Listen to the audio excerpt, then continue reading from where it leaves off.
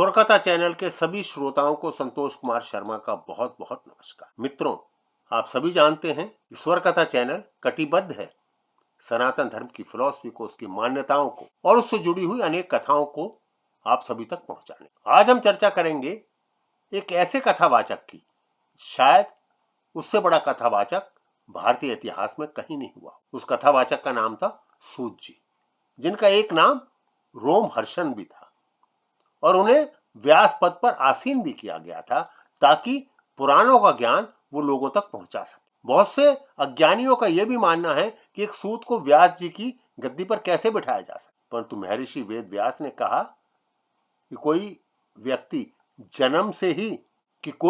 जन्म से ही किसी वर्ण में नहीं होता, वो अपने ज्ञान से, अपने कर्मों से ही उसका वर्ण निर्धारित किया जाता है। और महर्षि वेद व्यास जी ने ही स्वयं उनको व्यास गद्दी पर बिठाया। आखिर सूत जी थे कौन, इसके विषय में चर्चा करें। इससे पहले कि उस चर्चा को हम आरंभ करें, आप सभी से मेरा ये निवेदन है कि स्वरकथा चैनल को अधिक से अधिक सब्सक्राइब करें और भी अपने मित्रों से, अपने जानने वालों से आग्रह करें कि इस चैनल को सब्सक्राइब करें, जिससे सनातन धर्म से जुड़ी हुई फिलॉसफी, सनातन धर्म से जुड़ी हुई मान्यताएं अधिक से अधिक लोगों तक पहुंच सके, जिससे भारतीय सनातन इतिहास को लोग जान सकें और वो कितना महान है उसके विषय में भी उनको ज्ञान प्राप्त। तो आरंभ करते हैं सूत जी की कथा। आपने सत्यनारायण कथा तो अवश्य ही सुनी, जिसमें आता ही है कि सूत जी बोले मैं आगे की कथा कहता। और नैमिषारण्य तीर्थ में 88,000 ऋषि एकत्रित हुए, जहां पर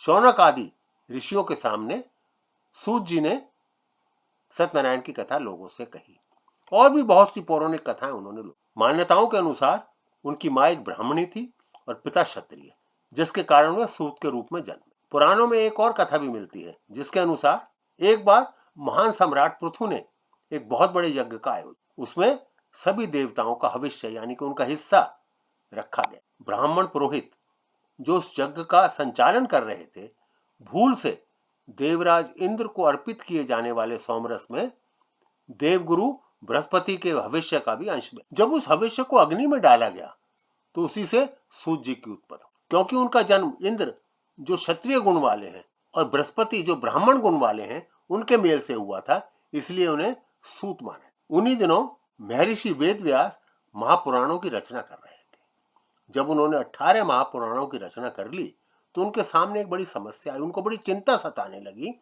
कि इस ज्ञान को कौन अकेला व्यक्ति आत्मसात कर पाएगा। सूत जी किसी योग्य गुरु की तलाश में थे।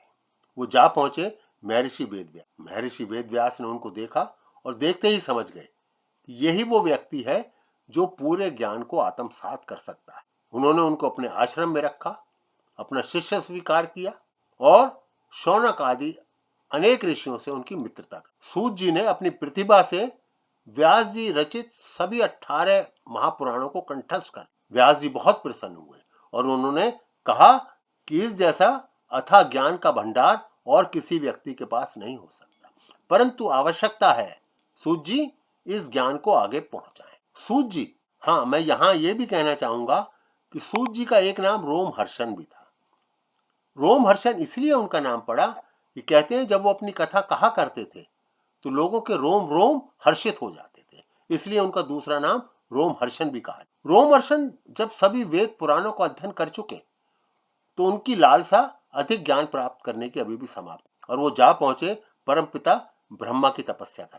ब्रह्मा जी उनसे बहुत प्रसन्न हुए और उन्होंने अलौकिक ज्ञान उनको प्रदान किया। रोमहर्षण ने जब सभी गुरुओं से ज्ञान प्राप्त कर ली तो उन्होंने ये कहा कि इस अलौकिक ज्ञान को मैं लोगों तक कैसे पहुंचा, अब इस ज्ञान का प्रसार कैसे करूं। इस पर ब्रह्मा जी ने एक दिव्य चक्र और कहा कि इससे चला और जिस स्थान पर ये रुक जाए वहीं पर अपना आश्रम स्थापित। ब्रह्मा जी की आज्ञा पाकर रोमहर्षण यानी कि सूत जी ने उस चक्र को चलाया और वो जाकर नैमिषारण्य नामक स्थान पर रुक, जो 88,000 तपस्वियों का स्थल था। उसका नाम नैमिषारण्य कैसे पड़ा, इस विषय में एक अन्य एपिसोड में चर्चा करें। परंतु दुर्भाग्य देखिए कि जब 10 पुराणों के विषय में सूत जी अपना ज्ञान बांट चुके थे, यानी कि 88,000 तपस्वियों को सुना चुके थे, तभी उनका वध हो गया बलराम जी के। बलराम जी जो भगवान कृष्ण के अग्रज थे, यानी कि भगवान कृष्ण के बड़े भाई।